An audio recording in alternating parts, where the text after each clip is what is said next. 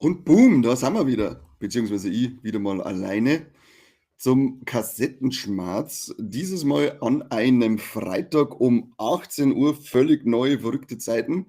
Mal schauen, ob da irgendjemand Zeit hat. Ich habe mir gedacht, das ist vielleicht eine gute Zeit zum Vorglieren, denn wir sind ja schließlich in Bayern und da wird am Freitag im Bauwagen gegangen oder ins Wirtshaus und wird sich betrunken. Infos einholen zu den neuesten Kassettenthemen und dazu gemütlich eine halbe trinken. Würde ich zumindest so machen, wäre ich einer von euch. Aber wer bin ich schon, dass ich euch vorgebe, wie ihr es zum Nehmen habt. Schauen wir uns erst mal das Intro an und dann beginnen wir auch schon mit dieser Schmatzerei hier. Katze.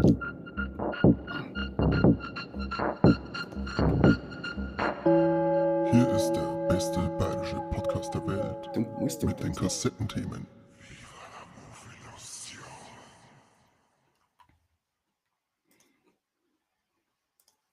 Sehr schon wieder mal. Oskar ist saulästig, weil er nicht auf dem Laptop draufsteigen darf. Stop it. Er schimpft ja schon. Idiot, anstatt er auf Zeiten geht. Sesselmann und Bier, weil schön, dass ihr da seid und Hallo sagt, das freut mich. Wenigstens zwei, die am Freitag sich Zeit nehmen, sie diesen Blödsinn hier anzuschauen. Ich habe schon gesagt, man sollte das hier als Gelegenheit zum Vorglieren hier nehmen. Ich habe ja euch wieder was zum Unboxen dabei, natürlich. Jetzt pass auf, ich suche aus denen 3 raus, weil wir haben da wieder einiges bekommen.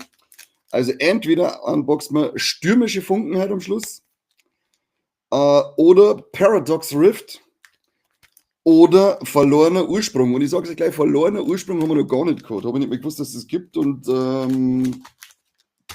ja. Pokémon-Karten, ja natürlich. Und er ist im Außendienst in Weiden. Was tut er denn in Weiden schon wieder?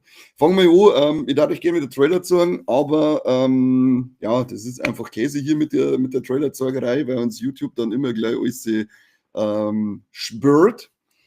Und deswegen sage ich nur, schaut euch einen Trailer zu Conjuring 4 an. Das schaut wieder nach ordentlich Hosegackeln aus. Und zu Stephen Kings The Long Walk Verfilmung, da haben wir einen Mark Hamill dabei, also das muss aber gut werden, weil Mark Hamill ist ja, den sehen wir immer gern. Außerdem ist er ganz ein toller Trump-Basher, also für das mehr hätte ich schon alles supporten, was er jemals gemacht hat. Aber die müsst ihr euch leider selber anschauen, die Trailer. Ich will nicht mehr, keine Lust mehr auf Sperrung und Einspruch einlegen und 30 Tage warten und dann wieder abgelehnt und keiner weiß, wo jetzt eigentlich das Geld gekommen ist. Ich hoffe mal, dass diejenigen, die da irgendwas gespendet haben, das Geld wieder zurückgekriegt haben. Michi habe ich dere und arbeiten am Freitag um die Zeit, Marc, du spinnst ja. Wir haben schon mal einen Punkt für verlorenen Ursprung. Okay, okay, okay. Es kommt jetzt demnächst Megan 2 raus. Es gibt neue Informationen zu dem Spin-off Soulmate mit der Sexpuppe. Die hat jetzt ihren Starttermin gekriegt für den 9. Januar 2026. Bin ja mal gespannt, was das dann wird, weil der Trailer zum Megan 2 schaut ja schon, ja, er schaut aus, sagen wir mal so, er schaut aus. Bin gespannt, was dann Soulmate kann. Weitere Starttermine ist dann Dexter Resurrection hat auch seinen Start gekriegt, ist anscheinend der 11.7. jetzt. Da werden gleich mit zwei Folgen rausballert. Bin ich schon mal gespannt. Mitglied seit 4 Monaten, sagt übrigens gerade hier der Sesselmann, das freut mich. Gibt es wieder Potato, schau her, Potato. Logistiker sind so, wird alles bezahlt. Ja, solange es zahlt wird, geht's doch, schau her. Ich hock da umsonst, bei mir wird gar nichts zahlt. Katz, Hauptpitz, was ist mit dir?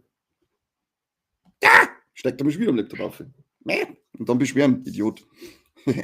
Evil Dead Burn hat seinen Starttermin, zwar jetzt noch nicht Tage genau, aber soll im Sommer 2026 kommen. Und The Hunt for Gollum, der ja auch nochmal auf 2027 verschoben worden ist, ist jetzt in eine Pre-Christmas-Zeit verschoben worden. Genau das Datum haben wir noch nicht. Aber ich gehe mal davon aus, dass wir dann so Herr der Ringe mäßig das kurz vor Weihnachten neu wegkriegen. Davor geht es zumindest aus, wenn ich Pre-Christmas lese, und zwar 2027. Ach, die gute Chefin hat freigegeben. Ja, schau her. Sagst der Chefin von mir auch, dass wir es potaten. Wir potaten sie. Und was noch wichtig ist, dass die 2. Staffel Fallout 2 fertig abgedreht ist. Das heißt, es geht jetzt in die Pre-Production und wir kann uns, ich denke mal, dann auf ein Release Anfang nächsten Jahres einstellen. Hoffen wir es zumindest. Ich freue mich schon auf Fallout 2.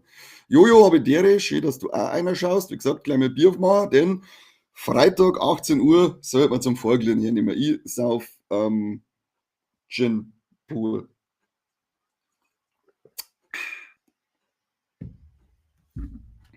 Ja, das waren nochmal die Releases.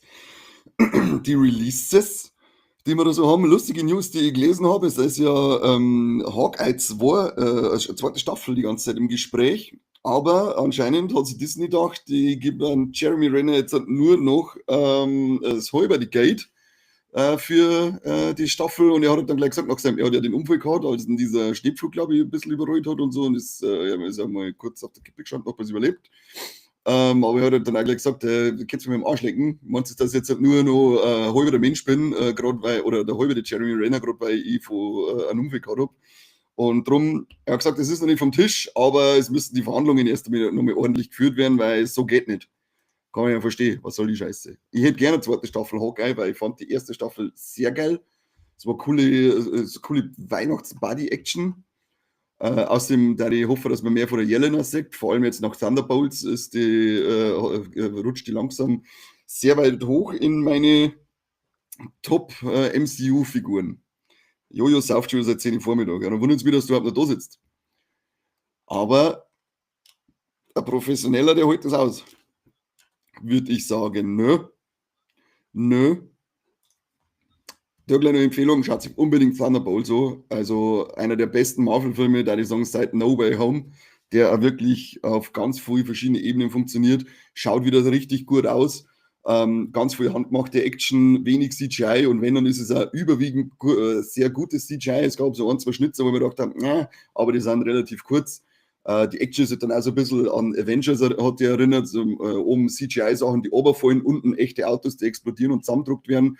Ultra emotionales Finale, also da hätte ich, war ich nicht so unglaublich männlich, wie ich es bin, dann hätte ich wahrscheinlich ein bisschen Pippi in die Augen gehabt. Es ist nicht dieses Over-the-Top-Finale, sondern es ist sehr bodenständig, sehr nahbar, sehr nachvollziehbar. Alles. Wirklich ein hervorragender Film. Ich war begeistert, damit habe ich nicht gerechnet.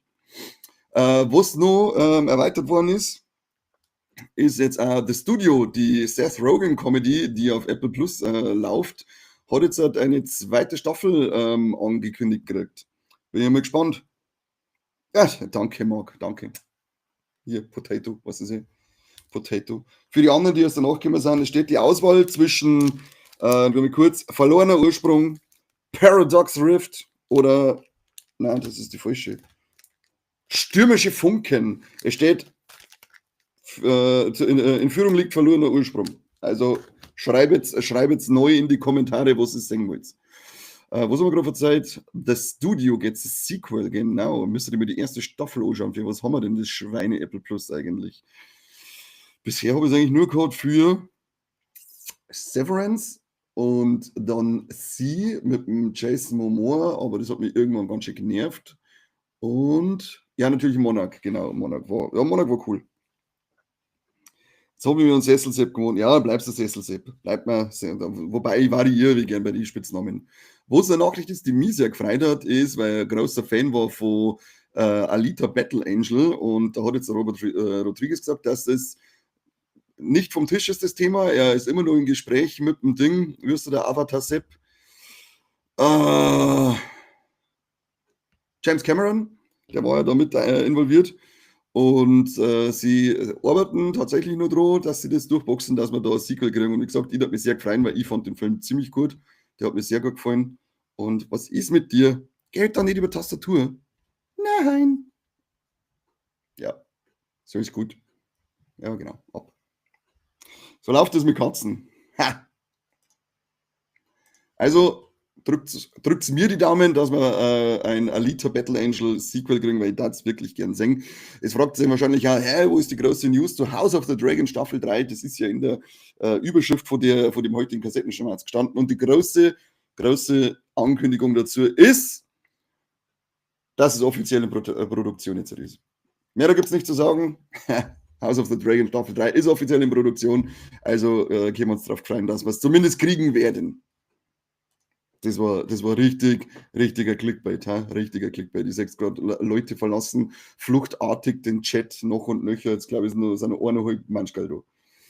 Nächste Woche schaue ich mal zum Pokémon-Händler meines Vertrauens und schaue, was sie da geht. Tun sie es. Da gibt es die komischen, ich glaube, die aktuellen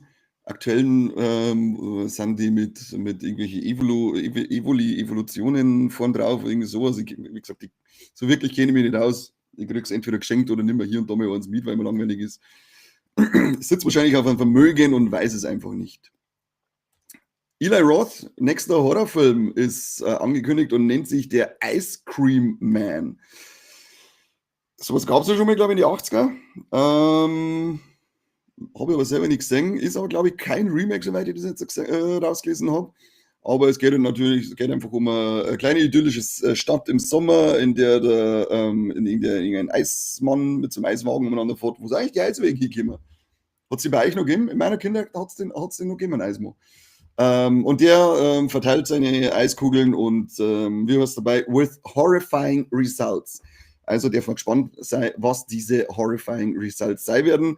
Ich hoffe, dass er sie in so eine Richtung einspielt wie Thanksgiving, weil Thanksgiving war bis jetzt mit Hostel eigentlich sein bester Film und das sind so, da finde ich, funktioniert der Eli Roth am besten, wenn er da einfach so stumpfe Gewaltorgien macht. Das kann er, also das finde ich gut, den Rest von ihm, ja, keine Ahnung, der Green Inferno, der war so geil gewesen, hätte eine stumpfe Gewaltorgie sein sollen und dann wollte er aber doch wieder irgendwie mehr und das ist einfach dann für einen Arsch. Also, lieber Eli Roth, mach so etwas wie Hostel 1 und 2 oder eben Thanksgiving, dann funktionierst du in meinen Augen am besten und dann haben wir Spaß und keine Experimente, bitte. Bitte, ja, Eismann kenne ich noch, das mögen wir, Eismann kenne ich auch noch. Sehr. Ja, wir sind halt schließlich alle alt mittlerweile, gell? Das muss man auch dazu sagen. Wir sind nicht mehr die Jüngsten hier. Wer Fan von Beekeeper ist, den guten Film mit Jason Statham, der darf sich freuen, weil Teil 2 eventuell auf direkt Amazon Prime veröffentlicht werden wird, da sich die Studios jetzt, also Amazon MGM Studios, haben sie jetzt die Rechte für den weltweiten Vertrieb organisiert. Für, ich glaube, 50 Millionen Dollar, wenn ich das irgendwie richtig im Kopf habe.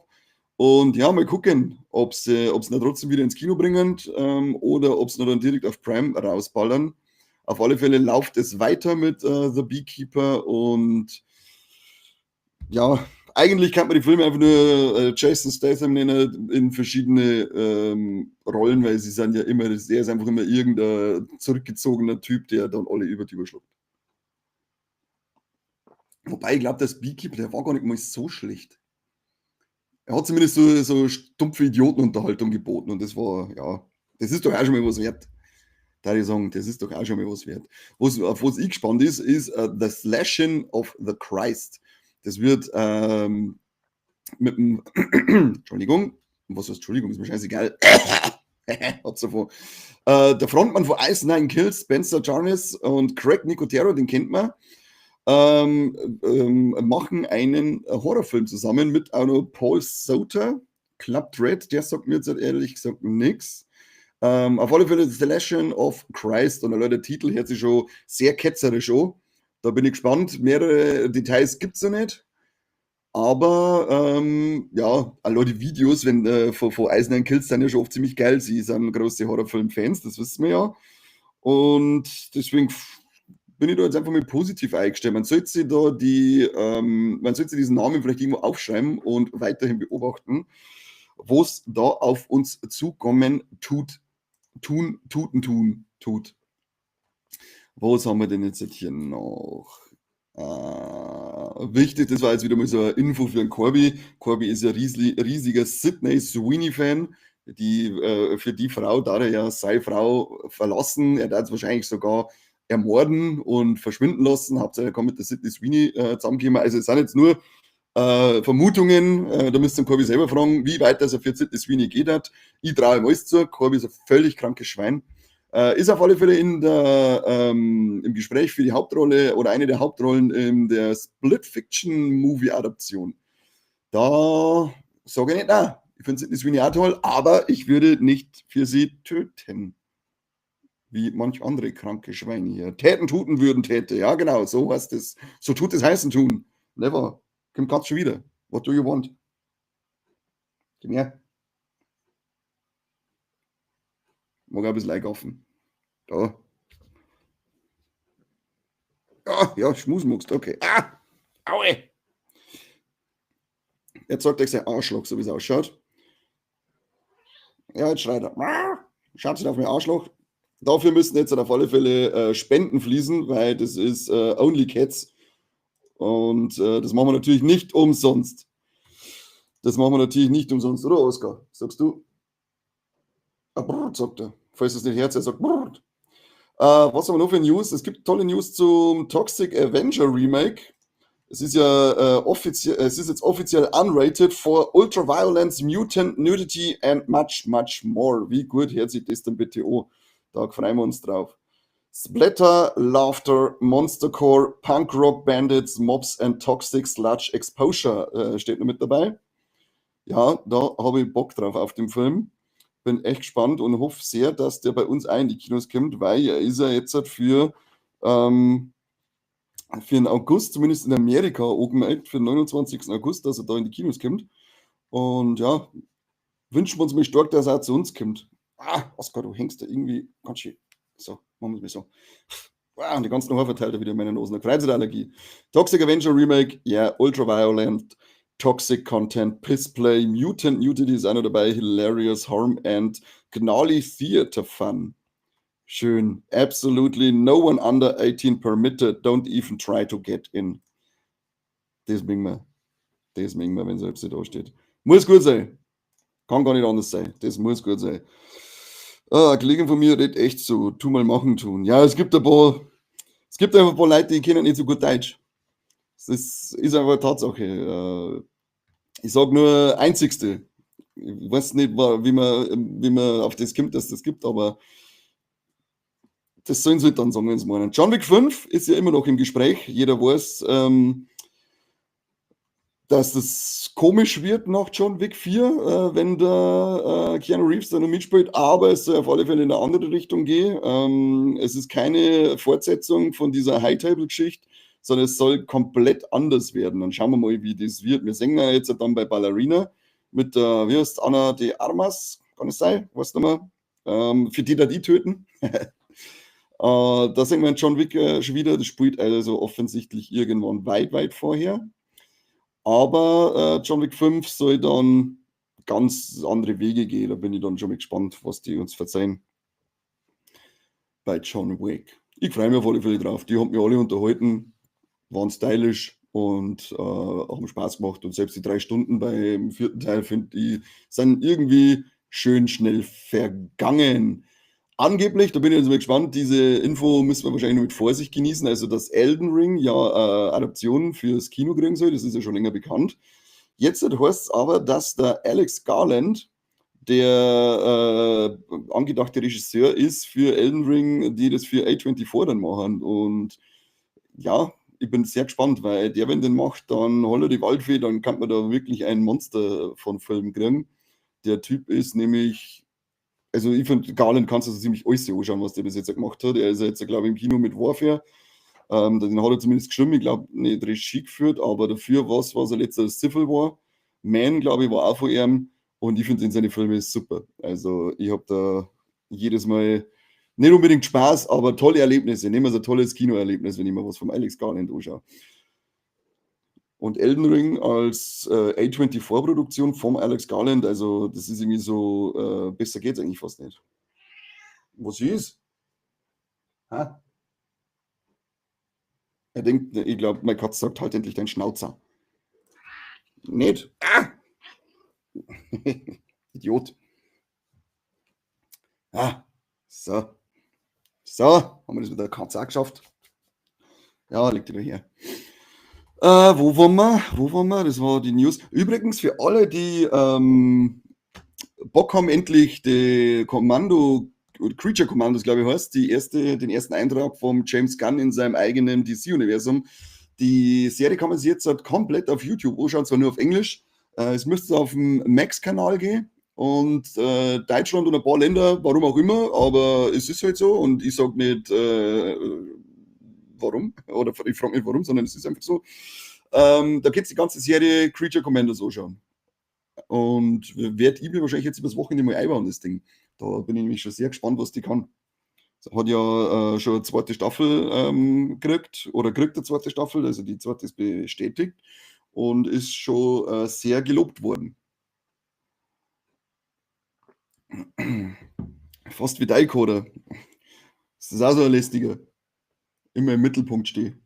Und vor lauter Grantern irgendwo hinbrunzen. Penner. Penner.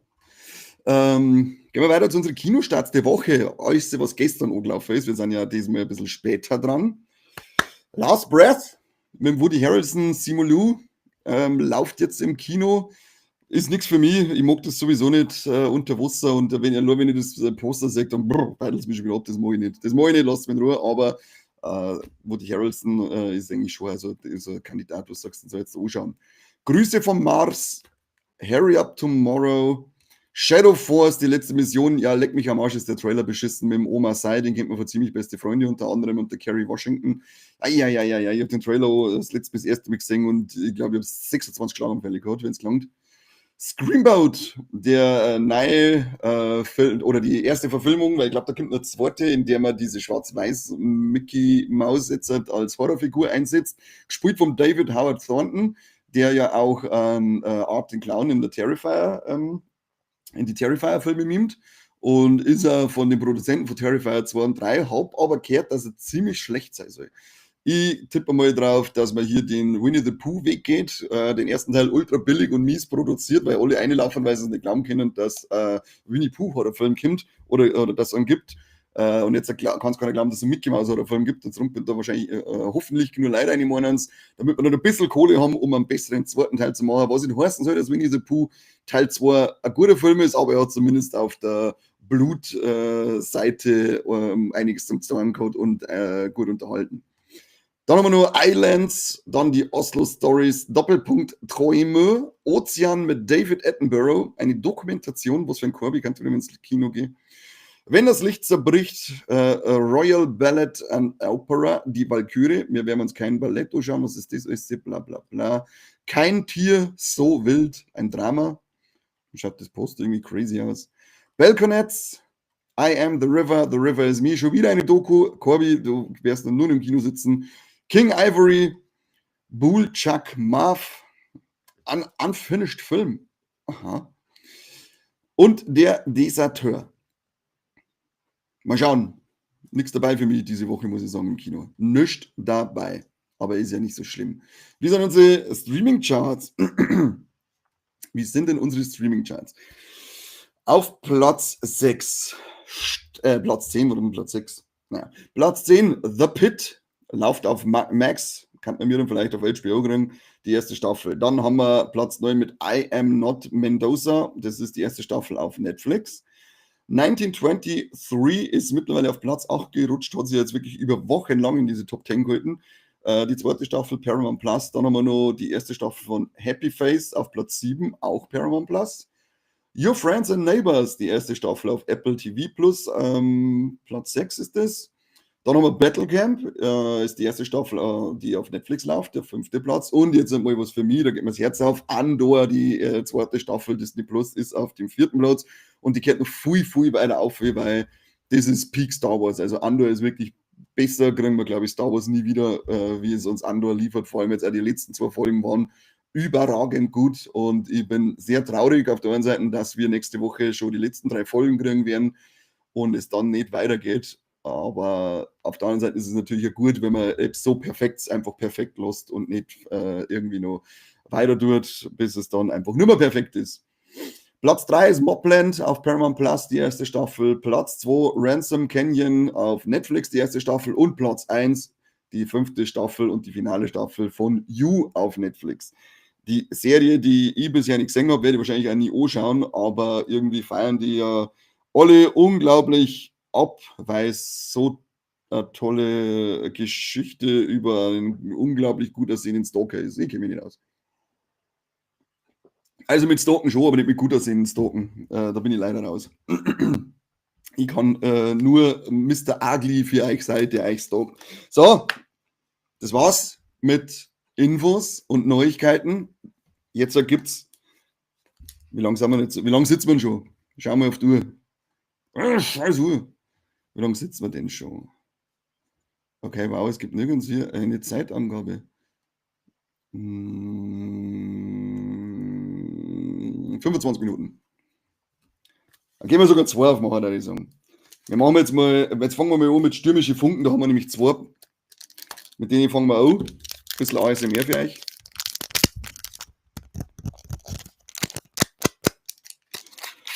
So.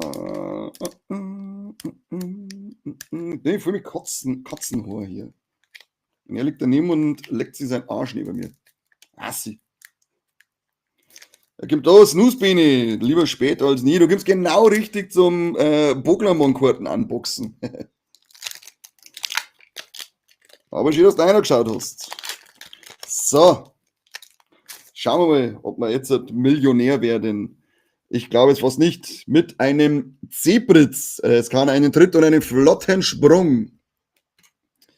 Dann haben wir einen Merrill. Es macht einen Rolltackle. Merrill. Ein Reluck. Sammeln und Walzer. Keine Ahnung, warum das irgendwie so von unten ausschaut. Das machen Sachen. Coacto macht einen Hacker und wütende Tentakel. Wütende Tentakel, das ist was für ein Korbi. Urozoki Dochi. Magnetzone, mächtiger Magnetismus und Blitzkanone. Piu, piu, piu, piu, piu. Boglamon muss ich patentieren lassen. Ich weiß nicht, ob man das Franken durchgelassen. Monetico, goldene Gelegenheit und zurücksurfen. Mhm. Dann haben wir ein Item, den Fensterball. Und jetzt geht's hier ab, hier voll so mit Glitzerkarten. Togetic, Diebeskuss. Glitzer, Schiller, Glitzer. Ui, ui, ui. Oh, die ist ja schön, die Karten hier. Damit kann man ja nichts sagen. Ein Bummels, Eile mit Weile. Und die schaut wirklich super schön aus, die Karten. Schaut's mal so. Gefällt mir. Sowas gefällt mir. Und ein Zarude, Blattsauger und Dschungelpeitsche. Leider diesmal keine Attacken, die irgendeinen dämlichen Pimmelwitz zugelassen haben. Aber mal schauen, was das zweite Backerl bringt. Wir haben noch eine Psychobasis-Energie. Und die komische Karten für Online-Kacker. Und jetzt gibt es den verlorenen Ursprung. Chili, Chili. Jo, du sagst es, Sesselberger. Sesselmann, Sesselsepp. Sesslinger, Sesselschwort.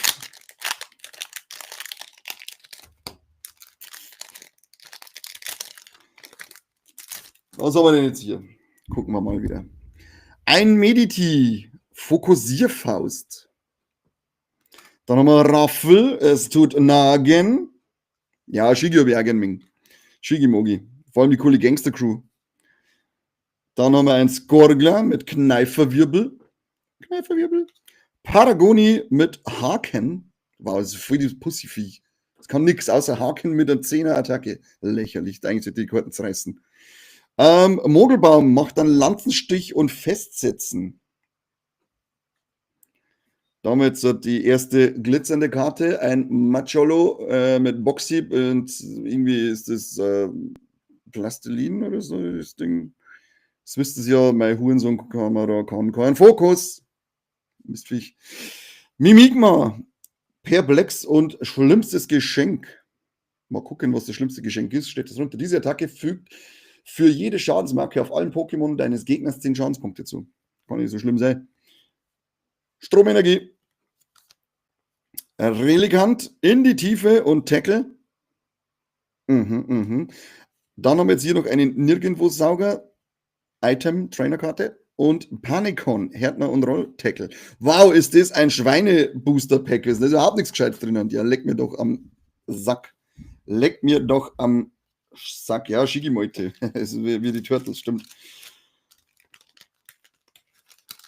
Macholo, richtig ausgesprochen. Das schaut aus wie Pikachu auf dem Ohren. Ja, das ist ja, irgendwie ist, glaube ich, was ich mir gelesen habe von diesem Mimi sowieso.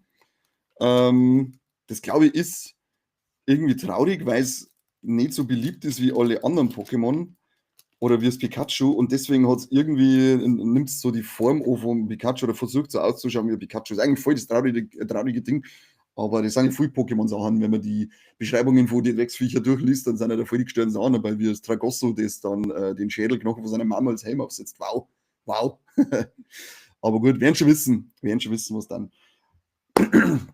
Das war's für heute. Wir haben wieder saubere 30 Minuten hingebracht. Eigentlich das mengen wir. Und ich fahre jetzt dann ins Kino mit dem Corby und Seppi. Da können sie mitfahren ins Kino. Das schaffen wir uns auch, dass sie da sitzen. Das bringen sie nicht zusammen, die Schweinsleffen.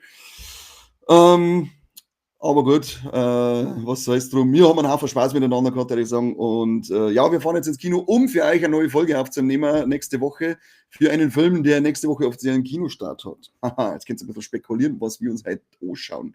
Ich sage danke für alle, die zugeschaut haben. Und dann hören wir uns am Dienstag wieder. Und dann sehen wir uns auch nächste Woche wieder. Und wünsche euch jetzt noch ein schönes Wochenende. Lasst die zwei Dringer, nehmt keine Substanzen, die nicht vorher geprüft worden sind. Seid brav und ja, das war's eigentlich alles. We potato you. Küsschen aufs Nüsschen und Wiederschauen.